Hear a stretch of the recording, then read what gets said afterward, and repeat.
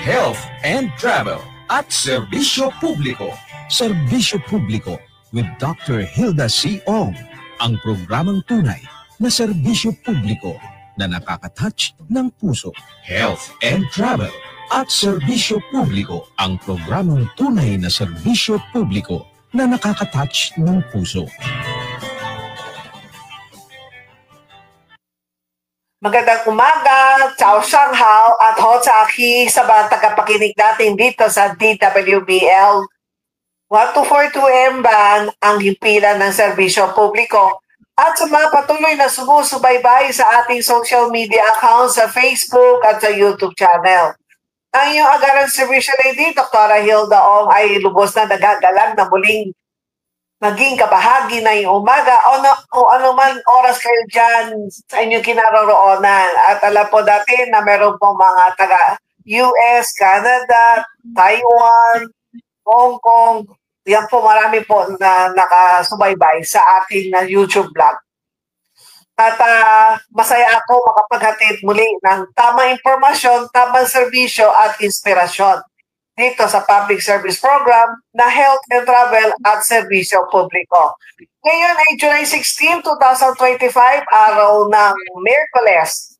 Tuloy kayo sa isa na naman makabuluhan kalakayan dito sa ating programa na nagbibigay linaw sa mga mahalagang serbisyo at benepisyo hatid ng Manila Water. Ngayong panahon ng tag-ulan, mas lalong kailangan masiguro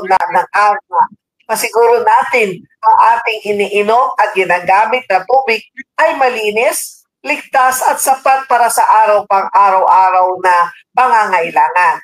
Kaya naman ngayong araw, ating pag-usapan ang mahalagang hakbang na ginagawa ng Manila Water upang tiyakin ang tuloy-tuloy na serbisyo para sa mahigit 7.8 milyon ng customers dito sa silangan bahagi ng Metro Manila at kalapit ng mga probinsya. Paano nila pinangangalagaan ang kalidad ng tubig sa gitna ng banta ng baha, dumi at iba pang epekto ng tag-ulan? Ano mga dapat nating malaman at gawin bilang mga consumer? Alamin natin lahat yan dito lang sa ating programa dahil makakasama natin muli ngayong umaga si Mr. Jerry Sevilla, Group Director Corporate ng Communication Affairs Group ng Manila Water Company. Magandang umaga, Mr. Jerry Sevilla. Hi, magandang umaga sa iyo, Dr. Hilda, at maraming salamat muli sa pag-imbita sa akin sa iyong programa. Good morning po. Good morning. Paumanin na lang kasi kahapon nakaroon po tayo ng problema sa internet. Kaya di tayo natuloy kahapon. Pero ngayon, okay na. At ang pag-uusapan natin ngayon, ano ang mga hakbang na ginagawa ng Manila Water upang masiguro na manatiling malinis at ligtas ang tubig na dumadaloy sa mga kabahayan ngayon tag-ulan? Siguro unahin natin, Dr. Hilda, na hindi lang tag-ulan, no? Pagdating sa potability at safety ng tubig, ito ay kumbaga no compromises, non-negotiable, no? So, kailangan yung tubig, kahit ano pa ang panahon, kailangan yung dumadaloy sa papunta sa ating mga customers ay talagang may inom, no? At ligtas, no? Kaya yung meron tayong mga treatment process dito, no? Meron tayong tatlong malaking treatment plants dito meron dito 2 sa Balara at meron tayo sa may East Lamesa, no? So, lahat ng tubig na nanggagaling sa Angat, no, na pupunta dito sa Ipo Dam at bababa patungo dito sa Balara, yan ay sumasailalim sa masusing water treatment process, no, para masiguro na talagang treated yung ating tubig. Pero hindi lamang yung treatment process. Siguro isa dun sa paniniguro natin, Dr. Hilda, meron tayong halos 1,000 na sampling points, no, all over our concession area na araw-araw ito ay tinetest. Katuwang ang Department of Health, ang MWSS Regulatory Office, tinetest ito sa napakaraming parametro para masiguro lang na yung tubig natin ay malinis papunta doon sa ating mga customers. So, regardless kung rainy season o kaya tag-araw, ay sinisiguro natin yan, no? By means of very good treatment process and sampling ng ating mga tubig in various points sa concession area. So, nabanggit mo kanina na ito pala ay araw-araw. Kaya nga kaya nga, yun ang gusto ko sana itanong sa iyo, kung paano niyo pinangangalagaan ang mga water sources upang hindi maapektuhan ang dumi, contamination o overflow bunsot ng malalakas ng ulan. Well, unang-una yung raw water sources natin, hindi ba? Ang tubig natin ay nanggagaling sa Angat. Ito ay bababa patungong Ipo Dam, pupunta ng Lamesa Dam, no? So, ito ay mga dams at ito ay open, di ba? So, talagang merong mga kumbaga dumi na na pumupunta dito sa mga dams natin, no? Halimbawa, kapag umuulan, meron tayong mga soil erosion, di ba? So yung mga lupa bumabagsak yan doon sa ating mga ating mga dams, no? Syempre may mga hayop na nandoon sa paligid ng mga dams, maaring nahuhulog doon sa mga dams, no? So yung raw water source natin talaga, yan ang tinitreat natin. Kasi alam natin na hindi natin pwedeng direktang inumin yung tubig mula sa ilog o mula dun sa dam. Kaya kailangan ito ay sumailalim sa isang masusing proseso. So regardless kung ano yung dumi na nandoon sa raw water source natin, pagpasok natin dun sa treatment plant, no, pagpasok ng tubig dun sa treatment plant, yan ay sasailalim sa iba-ibang proseso para pag lumabas sa treatment plant, patungo sa distribution system at patungo doon sa mga kabahayan natin, ito ay sigurado na malinis at maiinom. So meron bang karagdagang proseso para sa water treatment kung ipinapatupad itong tuwing tag-ulan?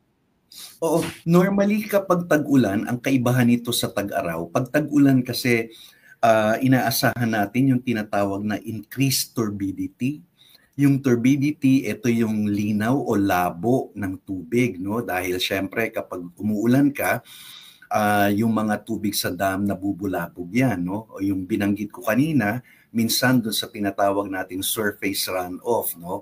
Yung mga tubig dumidiretso yan sa dam, syempre nakakayod yung mga lupa. So, minsan kapag sobrang lakas ng ulan, talagang medyo lumalabo yung tubig sa raw water source. So, yan yung dahilan kung bakit pagpasok mo sa treatment plant, kailangan bantayan mong mabuti at magkaroon ng posibleng dagdag na mga chemicals, lalo na yung mga tinatawag natin na mga alum, para yung turbidity natin ay mapababa natin at maibalik dun sa kumbaga normal level, no? So same process ang ginagawa, pero siguro merong mga additional chemicals na inilalagay especially kapag tag-ulan to ensure na talagang yung tubig after the treatment process ay malinis at maiinom.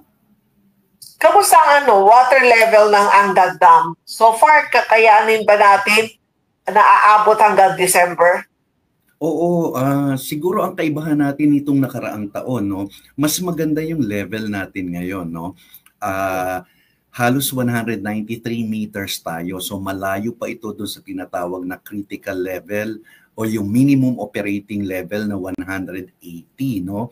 Dahil ang kagandahan nito, natapos yung taong 2024 na mataas yung baon natin na tubig. Kumbaga, taon-taon, pagdating ng Disyembre, kinakailangan na yung level ng Angat ay umabot ng 210 to 212. So ngayon, nasa 193 tayo, nasa July pa lang tayo, no? So inaasahan natin at karaniwan naman pag ganitong tag-ulan, talagang unti-unti na tumataas yung level ng ng tubig sa mga dams natin. And hopefully, pagdating ng Disyembre, aabot ito dun sa target natin na 210 to 212. So ngayon, okay ang level natin. Ang supply natin sa East Zone, no, binanggit mo kanina, Dr. Hilda, na tayo ay nagsisilbi sa 7.8 million na residente dito sa silangang bahagi ng Metro Manila at Rizal Province, no? So sapat naman yung supply natin, liban na lamang kung meron tayong mga maintenance activities, no, lalo na sa gabi. Pero kung walang mga maintenance activities, dire-diretso po at normal yung supply natin ng tubig. At ito naman, sa mga siguro nakita mo, Jeric, noong nakaraang buwan, na yung may mga gumagawa ng mga content, yung nagbibiruan, na kapag pwede bang gawin ng Manila Water tuwing may pagbabaha? Pwede bang kunin ng Manila Water, since marami kayong water tank, na sipsipin ninyo tubig ulan at ito ay pwede ba ninyo ma-treat o hindi po pwede? Sa ngayon hindi pa, no. Ginagawa lang natin 'yan kapag may mga emergency situations o kaya halimbawa yung mga flood prone areas, no. Meron tayong tinatawag na mobile treatment plant, no. Mobile kasi ito ay pwede mong dalhin kahit saan, na pwedeng i-treat ang tubig baha, pwedeng i-treat ang tubig galing sa mga ilog para merong kumbaga initial o kumbaga meron lang ready na supply ng maiinom na tubig, lalo na doon sa mga disaster-stricken areas, no? So mobile treatment plant ito, kahit tubig baha, kahit na tubig ulan, kahit na tubig galing sa rivers, maaari nitong i-treat, no? Tapos ang magiging output nito ay malinis na tubig. Pero ito ay in small quantities lang, no? So siguro mga 3,000 liters per hour lang ang kaya nito dahil pang mga emergency and disaster relief operations. Pero kung ang tinutukoy mo yung malakihan talaga, no? Yung malakihan, hindi pa natin 'to ginagawa. Kasi yung tubig naman ay kumbaga yung tubig sa dam, no, na nanggagaling sa dam, yan yung tinitreat natin, hindi pa yung tubig baha. Oo, kasi kung magagawa ninyo during pagbabaha, tapos kayo ang mismo sisip-sip ng tubig, parang may karagdagan din kayong stories ng tubig. Kaya yan ang mga karamihan ang nagtatanong, unang-una makakatulong sa pagsubside ng baha kasi kukunin ng Manila Water doon sa area nila. Iba yung tama yung magandang yan, no, magandang kumbaga parang innovation. Although may challenges tayo diyan, no. So unang-una kinakailangan natin ng imbakan ng tubig, no. So wala pa tayo niyan, no. Pangalawa, hindi ito yung conventional treatment, no. So iba ang pag-treat nung yung napakarumi na tubig, no? Kumbaga hindi ito yung conventional treatment. Ito yung kinakailangan ng mas sophisticated na treatment na pwedeng reverse osmosis at kung ano-ano pa na medyo mas mahal, no? Pero tama yung binabanggit mo, Doc Hilda, na I think yan din yung yung thrust ng government natin ngayon, no? Kasi nga hindi ba ang nangyayari kapag itong tag-ulan, kumbaga sobrang dami ng mga flooded areas, no? Tapos kapag naman tag-init, kinukulang yung tubig. So I think yan yung thrust na humanap ng parabang impounding area kung saan pwedeng ipunin yung tubig and then tingnan natin kung ano ang appropriate technologies for treatment. So far, kung ang tubig ulan, compare sa tubig baha, sabi niyo may mobile, mas hindi mahirap ang pagtitreat kung ang tubig ulan. Oh, iba yung tubig ulan kasi lang talaga siya, no? Kumbaga talagang rainwater lang, no, or storm water. Iba kasi yung baha, no, drainage water 'yan. So yung drainage water mo, ibig sabihin may halo-halo na ito. May halo na basura, may halo na kung ano-ano, no? So, iba yung appropriate na treatment na required, no? Hindi siya yung tipong rainwater lang. Kasi, for example, yung mga tubig natin sa dam, no? Yung mga sa Angat, yan? Rainwater yan, di ba? Yan yung tubig na bumabagsak sa dam natin from precipitation or from rain, no? Tapos conventional treatment ang ginagawa mo, meron kang sedimentation, meron kang mga proseso ng coagulation, flocculation at filtration, no? Pero kapag yung tubig baha, para itong wastewater Doc Hilda, no? So parang halo-halo ito, no? Iba ang treatment ng wastewater at hindi pa natin ginagawa yung sa ngayon, hindi pa natin ginagawa yung wastewater ay ititreat mo para maging tubig na maiinom, no? So, merong class kasi yung mga tubig, Doc Hilda, no? Halimbawa, meron kang class A. Yung class A na sinasabi, yan yung po pwede mo talagang inumin. Ang nangyayari ngayon, yung tubig, let's say yung galing sa mga baha, no? Pag pumapasok yan dun sa ating wastewater treatment plant, pag lumabas dun sa treatment process natin sa wastewater, ito ay type C lang. Ang ibig sabihin ng type C, hindi maaaring inumin, no? Hindi rin maaari for contact uses. Ibig sabihin, hindi mo maaaring ipaligo, hindi mo maaaring gamitin sa katawan. Pero pwede mo na itong itapon sa mga ilog na hindi makakadagdag ng polusyon. Kumbaga, yung pwede na itong bumuhay nung tinatawag natin na mga marine life, no? So siguro isa yan dun sa mga kinakailangan na i-explore further, no? Kasi iba ang treatment ng wastewater. And then so kung ang Manila Water po ba, kapag sa mga kasi nag-a-apply ng permit sa inyo na sila magpapa-install ng tubig sa Manila Water. Pagka ganyan, tinitingnan ba ninyo na kung meron silang ginagawang yung rainwater catcher o sa mga big malls lang o sa mga condominiums lang na in-encourage na gumawa ng ganon? Oo, kasi unang-una hindi natin talaga mandato yung paniniguro na merong mga rain harvesting facilities. Although merong batas talaga na nakakasakop diyan, di ba? Karaniwan yung mga malalaking establishments, noon mga malls, pero hindi ba meron tayong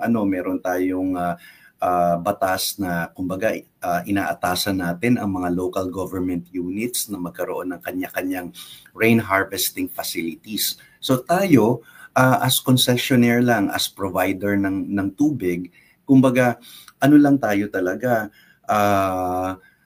pag magkakaroon ng water service connection, sinisiguro lang natin talaga na kumbaga merong supply dun sa lugar na yon para pag nag-apply sila, kumbaga itatap mo na lang, kumbaga ikukonekta na lang yung kanilang linya dun sa aming linya. Pero bilang kasagutan doon sa tanong mo, hindi namin tinitingnan kung meron silang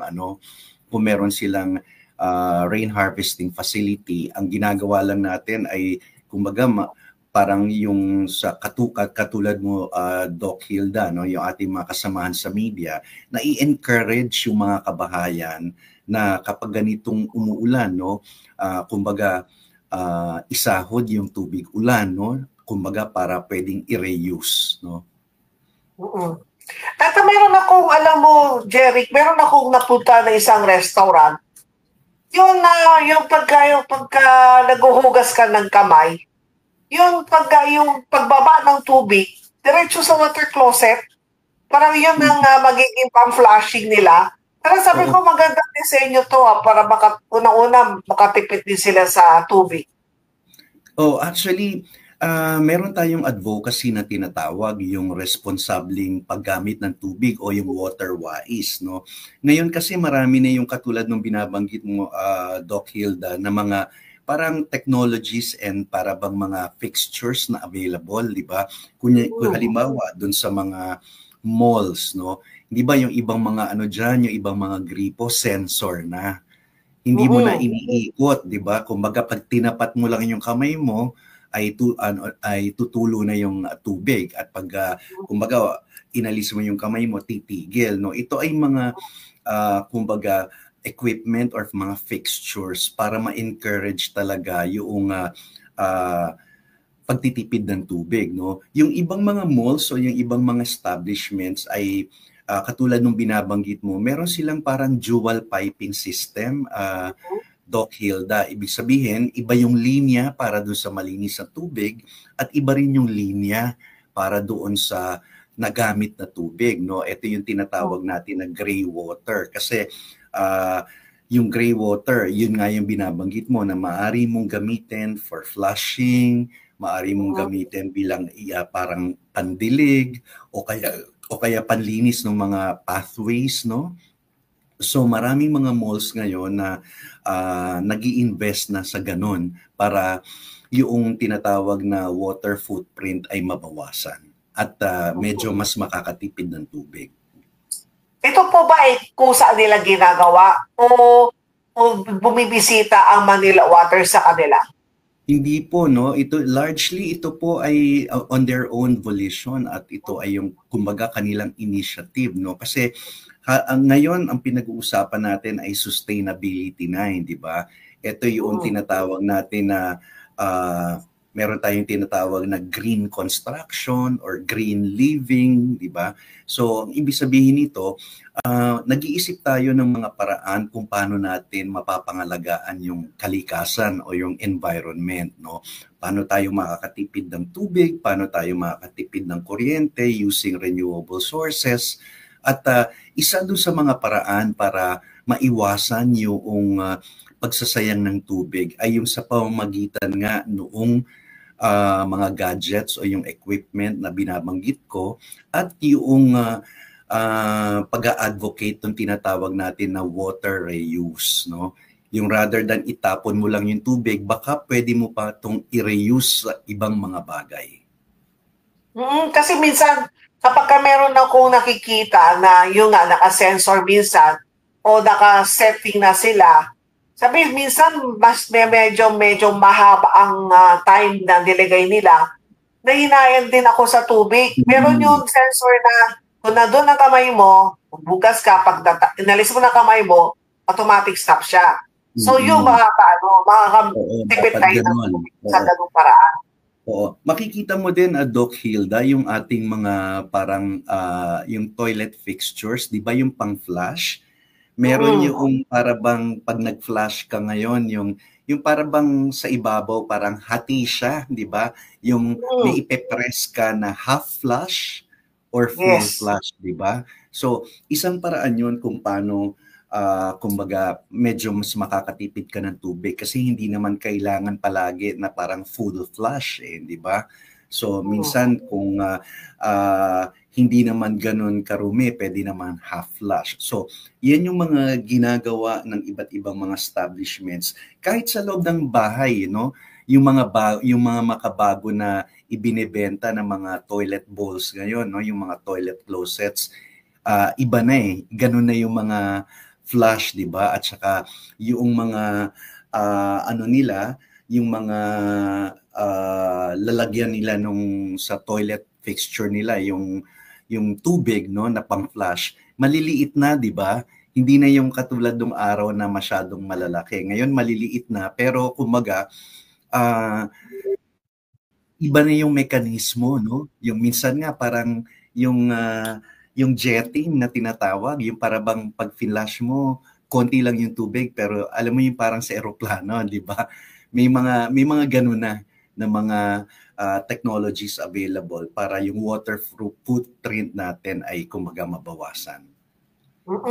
And then, sa anong paraan naman ninyo ina-alerto ang mga customer kung sakali naman may isinasagawang maintenance o emergency water qualified concern yun, biglaan ba na need ninyo siguro i-off muna ang pagpasok ng tubig sa mga bahay-bahayan? So, paano yung ginagawa, yung pag-alerto sa mga consumer? Well, unang-una, dalawa yung klase ng maintenance activity natin na nagkakaroon ng water interruption. Una, yung nakaplano talaga. So, yung mga nakaplano na ito yung preventive at regular maintenance natin na ginagawa natin, usually gabi ito, no? Alas 10 ng gabi hanggang alas 4 ng susunod na araw. So, pinopost natin to sa ating mga social media platforms, no, sa Facebook, sa X, tapos yung ating mga kasamahan dito sa Manila Water, tayo naman ay nakikipag-ugnayan do sa mga barangay para makatulong yung barangay para sa pag-i-inform ng community na magkakaroon ng water interruption mamayang gabi, so mag-ipon na tayo, ganito. At kumbaga, nandoon na rin yung counseling na pag natapos na yung activity, kumbaga medyo i-flush muna yung mga gripo, ibig sabihin medyo patuluin muna ng bahagya, no, hanggang sa luminaw bago nila ito gamitin. Meron naman yung tinatawag natin na unplanned water interruption. Ito yung kapag halimbawa may bigla na lang na nasirang tubo, o kaya may mga third-party contractors na tinamaan yung tubo natin. So, ito talaga emergency work ito, no? Kumukuha tayo ng permit kaagad dahil sayang yung tubig para hindi naman talaga dire-diretso yung pagkasayang ng tubig, no? So, pag ganitong mga emergency, automatic yan, pinupuntahan din natin yung mga barangay at umiikot tayo dun sa community, no? Para inform sila na magkakaroon tayo ng maintenance activity. Normally kasi, Doc Hilda, pag may maintenance activity ka, whether emergency o kaya planned yan, syempre may ginagawa ka. So habang may ginagawa ka, whether welding work yan or kung ano, nabubulabog yung loob ng tubo. So normally talaga yan, pagkatapos ng activity, pag binuksan mo yung gripo mo, medyo malabo o kaya minsan nga medyo may mga residues pa, no? Kaya ang sinasabi natin ay mag-conduct ng mga flushing activities about 30 seconds to a minute para mag-clear yung tubig. Pero para hindi naman masayang yung tubig na yun, pwede mo naman na kumaga ipunin yun at isave mo na nila sa palanggana or balde. Kasi pwede naman pandilig yun, no? Pandilig ng mga halaman, no? So para hindi rin naman sayang, no? So yun, bahagi ng water reuse na tinatawag.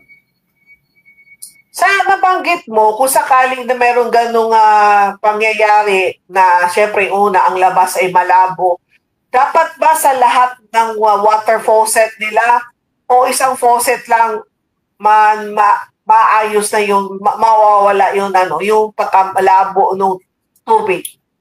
No, normally ang sinasabi natin kahit isa lang kasi kung meron kang isang outlet at yun lang ang nakabukas, doon lang pupunta talaga yung yung tubig, no?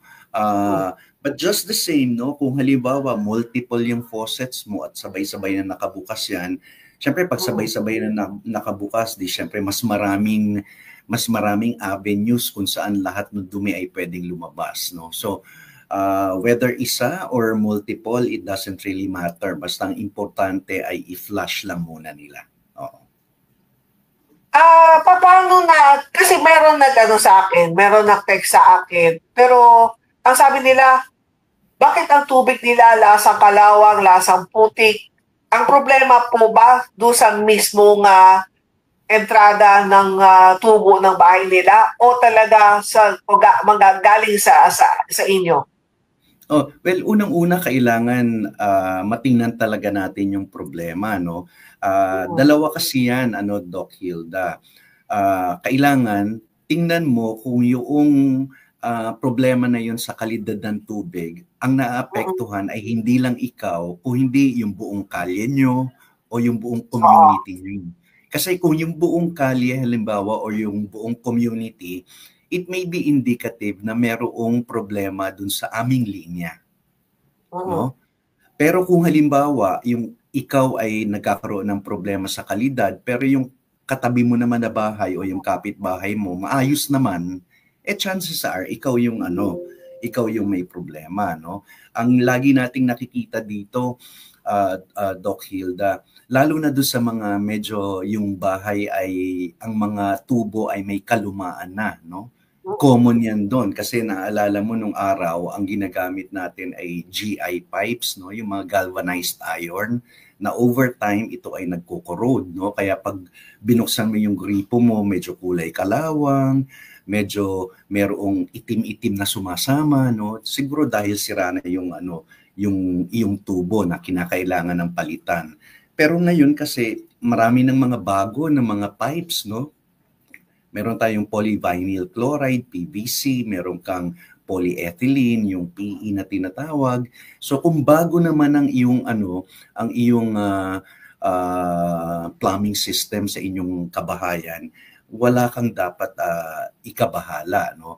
Pero just the same, kung halimbawa may problema ka sa kalidad, no? Sabi ko nga kanina, pagdating sa kalidad ng tubig, no compromises to, non-negotiable to. Maaari pong itawag sa amin kaagad, no, para matingnan po natin. Kasi alam niyo, hindi po natin hinahayaan na makarating ang tubig na hindi maayos dun sa ating mga customers. Kasi nga yan ay dapat po na kumbaga sine-certify ng Department of Health at saka po ng MWSS regulatory office na fit for distribution, no? Kaya kung halimbawa meron talaga kayong problema sa kalidad, no?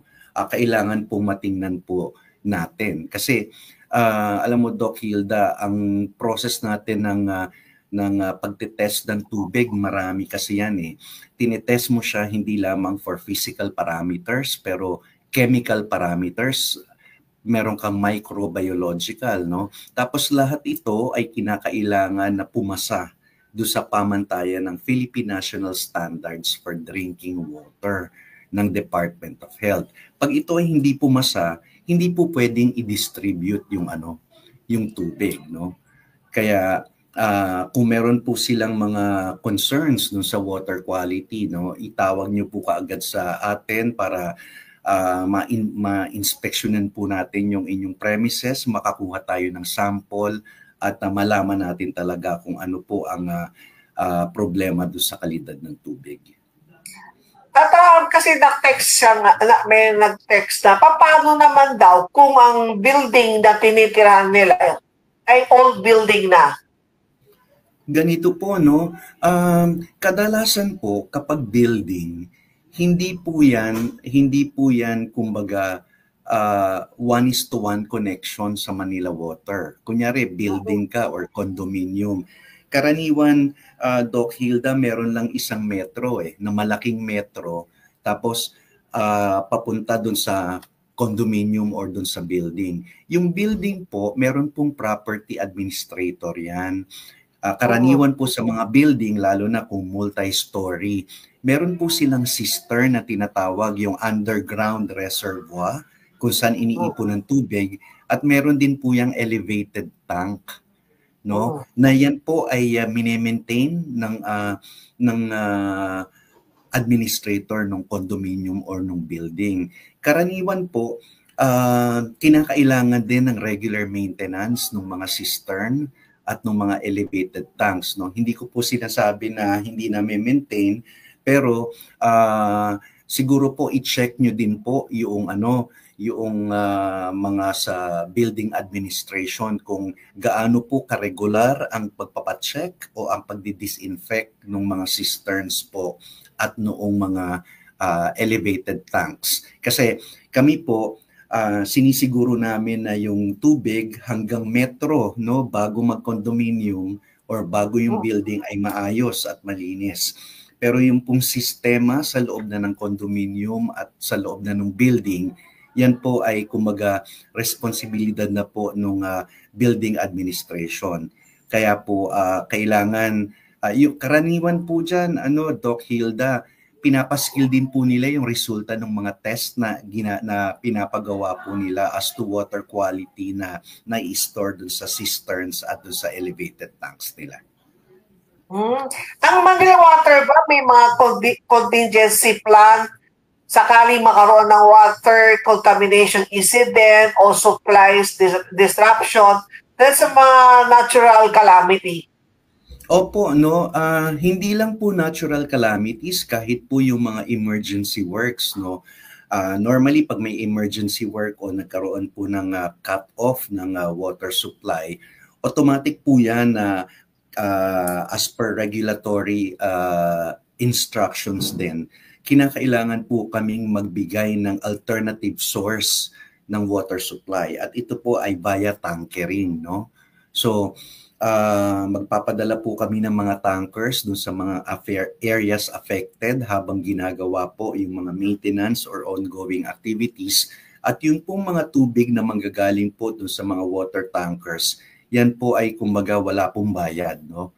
So kumbaga pinapadala po natin yan para po may magagamit yung mga communities na affected habang ginagawa po yung ating mga maintenance activities, no. Same is true kapag nagkaroon ng mga disasters o kaya nagkaroon po ng mga biglang pagkawala ng serbisyo dahil po sa mga natural calamities, no. So normally po ang ating first contingency dyan, lalong-lalo na Doc Hilda do sa mga evacuation centers, di ba? Normally kapag nagkakaroon ka halimbawa ng baha o kaya ng sunog, di ba? Nire-relocate mo muna o ini-evacuate mo yung mga residente ng community at nasa isang evacuation center sila. So ang ginagawa po natin ay nagkakaroon po tayo ng static tank doon sa mga evacuation centers. Pinupuno po natin yun ng tubig para po merong makukunan ng tubig na maiinom habang sila ay nasa mga evacuation centers. So bahagi po yan ng contingency plans. And then may katanungan dito. Ang tanong daw, sa mga kondominyo, bakit hindi daw pwede matulad sa Meralco na meron daw silang kanya-kanyang Meralco bill meter? Bakit sa pagdating sa tubig, kailangan talaga dadaan sa administrator? Kasi sabi nila, ma'am, alam mo ba, ang mahal-mahal ang sinisigil sa amin sa tubig. Parang kaya nga daw sila bumili daw ng condo unit para makameno sa wala ng renta. Pero pagdating na sa tubig, nasa-shock sila, ang laki-laki daw ang binabayaran. Bakit bakit hindi pa rin daw magawa ng magkanyang-kanyang water meter?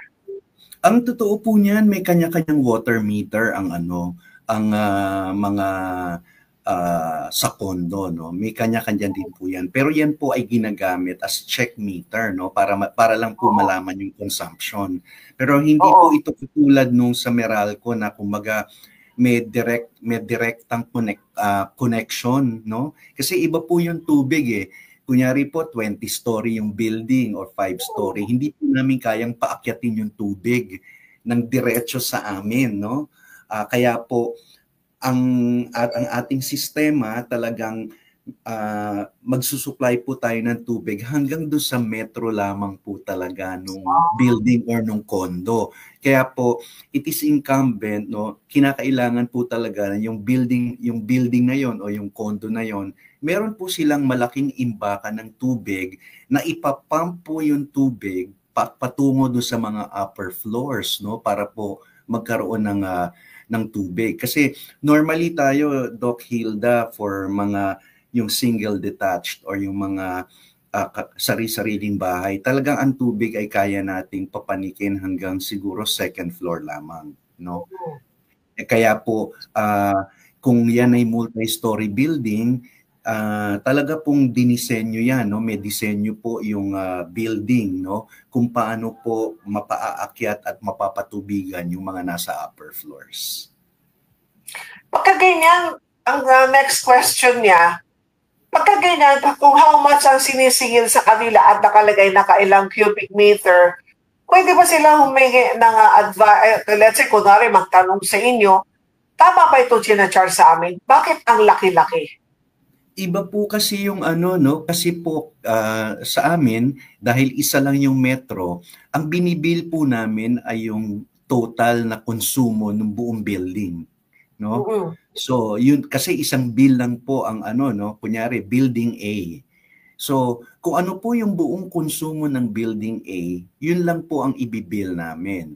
Ngayon, yun pong administration ng building A, siya po ang nagko-compute, no, noong magkano yung babayaran nung bawat isang unit owner. Yun po yung dahilan kung bakit kinakailangan ng tinatawag nating check meter para po malaman ng building administration or administrator kung ano po ang konsumo, no. So iba po yung nakatira ka sa isang talagang bahay na single detached. Kesa po dun sa nakatira ka dun sa sa condominium, no? At normally po pag do sa mga condominium o nasa building, totoo po 'yun, medyo mas mataas yung yung singil kasi pag tiningnan po natin yung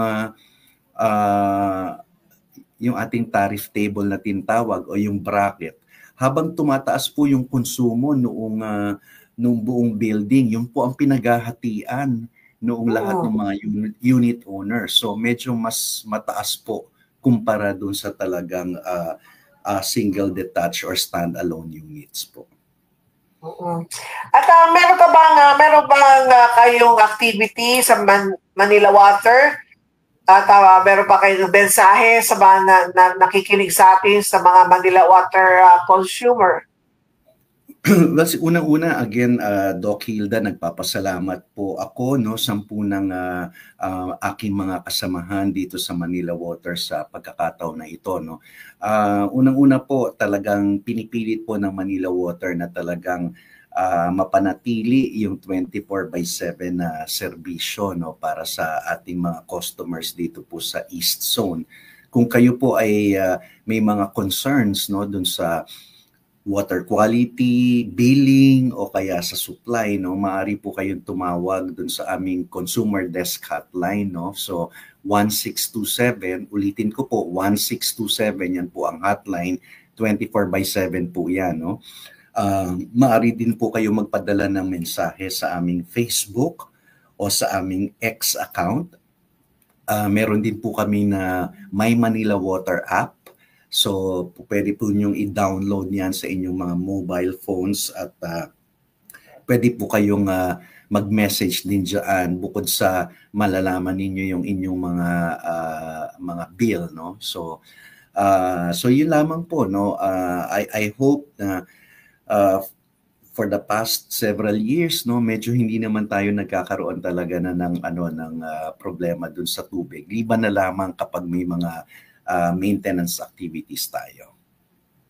So far, nakikita natin for how many years na hindi na tayo nagkakaroon ng problema sa tubig. At dahil nga ang Pilipinas ay wet and dry, ngayon mas madalas pa rin ang tag-ulan. So ang gandam nakakaipon ng tubig. So di na natin naranasan yun siguro yung 20 years ago ba yun, yung meron magbibigay pa ng ticket para sa water rationing. So sa ngayon, hindi na talaga yan mangyayari. Well, yun yung gusto talaga nating mangyari, na hindi mangyari yung magkakaroon tayo ng krisis sa tubig, no? Kaya patuloy po na nagdi-develop ang Manila Water ng iba pang mapagkukunan ng tubig, no? Halimbawa, yun pong Kalawis, no? Itong Wawa Kalawis dito po sa may Antipolo. Yan po ay yung phase 1 ay tapos na, nakakapagbigay po ng 80 million liters of water per day, no? Yung phase 1 din po ng East Bay Project na kukuha po ng tubig sa silangang bahagi ng Laguna Lake. Yung initial 50 million liters of water per day ay tapos na po. So may inaabangan tayo na additional 200 million liters of water per day. Meron po tayong kinukuhan tubig dito sa Cardona water treatment plant natin, no, sa central section naman ng Laguna Lake. Pwede pong i-maximize ng 110 million liters of water per day. So ito ay ilan lang sa mga proyekto, Doc Hilda, na dinidevelop natin para hindi tayo totally dependent sa anggat, no? Dahil alam natin na dumadami ang population, nagkakaroon tayo ng urbanization, lalo na dito sa gawin ng Rizal, tapos yung epekto ng climate change. So kinakailangan natin ng mga karagdagang mapagkukunan ng water supply bukod sa anggat. At yan po yung ginagawa ng Manila Water sa ngayon. So hopefully, hindi mangyayari na kakapusin tayo ng tubig at tayo ay kukuha naman sa tubig dagat, tubig alat. Siyempre, mas mahal ang magiging treatment. Ang priority natin, of course, ay renewable source, no, fresh water. Pero yung binabanggit mo, Doc Hilda, na desalination, yan ay patuloy nating ini-explore, no? So, kumbaga, lahat ng posibleng mapagkukunan ng tubig ay tinitingnan natin. Kasi ang ating vision hindi lang naman para sa henerasyon ngayon kung hindi masiguro natin na may tubig pa para sa mga susunod na henerasyon. So, lahat ng possible sources of water ay tinitingnan natin. At sa mga tuwing na may malakas na tagpulan o may bagyo at dito sa Lamesa Dam, ay di marami ang laging tinatanong na hindi kaya ang Lamesa Dam, di ba wala naman yung gate? Kaya wala silang dapat katakutan. Ano po, no? Ang Lamesa Dam po ay isang earth dam, no? Ito po ay parang timba, no? Na kapag umabot po sa elevation na 80.15, 80.15, no? Parang timba na pag napuno, kusa pong umaapaw, no? Kapag umapaw po ang Lamesa Dam, lalo na during periods of heavy rains, yung spillway po nito, ito ay tutungo dun sa Tulyahan River, no? So, meron po tayong protocol diyan, no, na kapag po malapit na, no, yung 80.15, no, nasa mga 79.7 meters for example, tayo po ay nakikipag-ugnayan na do sa mga local government units na katabi o malapit do sa Tulyahan River para po sabihan sila na patuloy na tumataas yung level ng Lamesa Dam at kung kinakailangan ay kinakailangan pong ilikas na, no, just in case na may mga periods po nung talagang dire-diretsong pag-ulan. But so far ngayon medyo okay pa po. So far okay pa. Kaya maraming salamat sa Sir Jeric. Nakasama natin uli ay si Mr. Jeric Sevilla. Siya po ang Group Director ng Corporate Communication Affairs Group ng Manila Water. Maraming salamat sa pagbabahagi ng mahalagang impormasyon at katiyakan na sa kabila ng hamon ng panahon, patuloy ang Manila Water na pinangangalagaan ang kaligtasan at kalinisan ng tubig na dumadaloy sa ating mga tahanan. Sa gitna ng tag-ulan, huwag nating kalimutan na ang kalusugan ay nagsisimula sa malinis na tubig. Kaya maging mapagpadyat, maging responsable, at makiisa sa layunin na ligtas na water service para sa lahat. Kaya maraming salamat po, Sir Jeric, sa ibinigay mo na oras. At kung meron po kayong mga special na announcement o kinakailangan, message mo lang ako.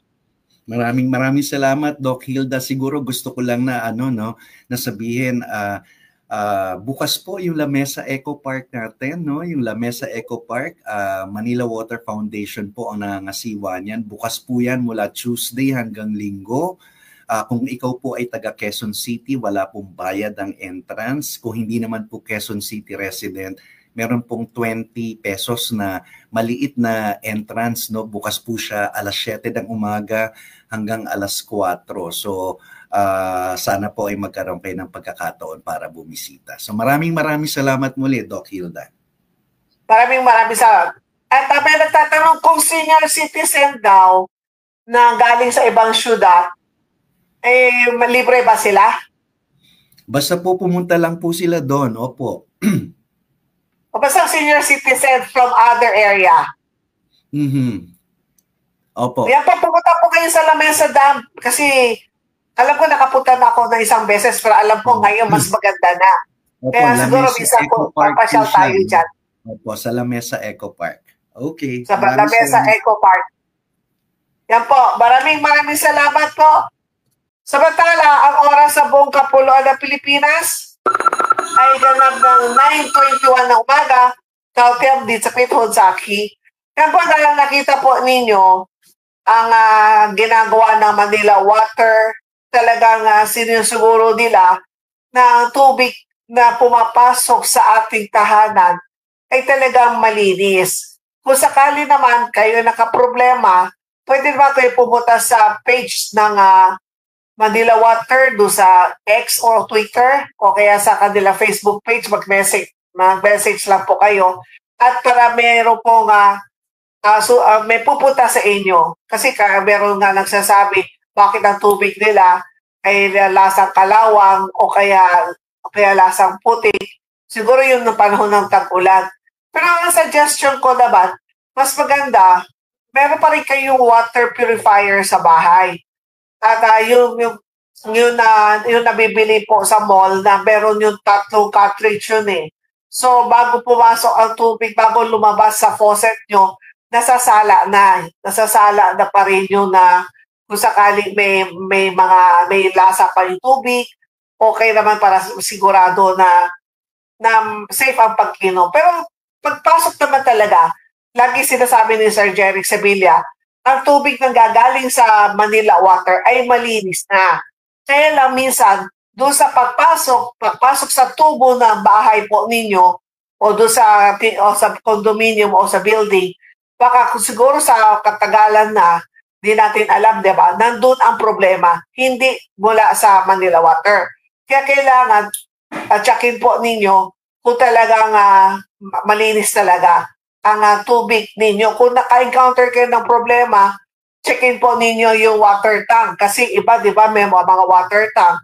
Baka may lumot na o madumi na. So, kinakailangan pa rin na maglilinis. Siguro sa loob ng ilang buwan, maglilinis po kayo ng iyong water tank para manatili na talagang malinis ang tubig. Kasi katulad po sa amin, talagang naglagay po kami ng water purifier. Makikita mo yung parang tatlong cartridge yun. So kapag yan ay naging madumi na, yung tubig na lumalabas ay mahina na. Ibig sabihin, kailangan na magpalit na ng filter.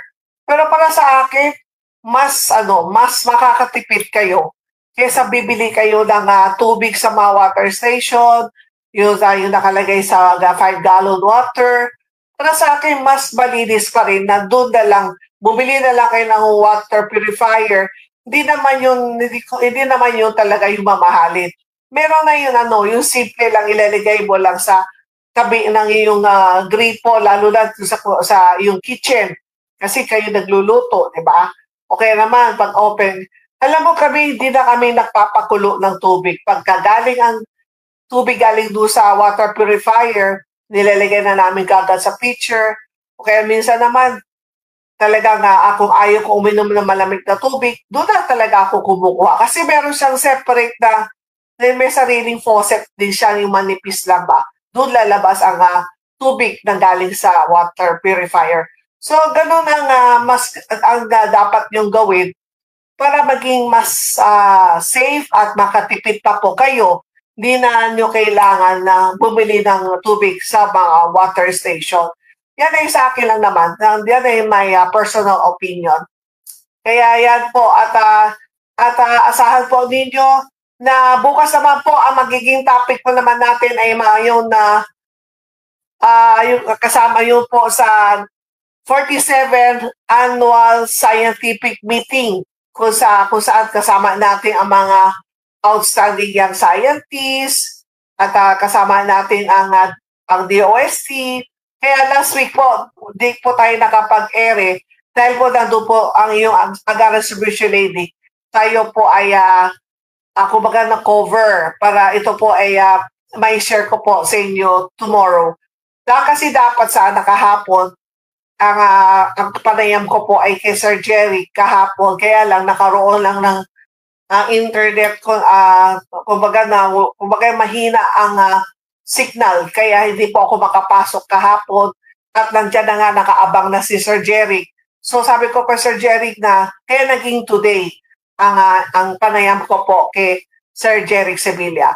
Kaya yan po ang aking mga naging topic po at batiin ko muna na magandang umaga kay Vita Garcia ng NWRB,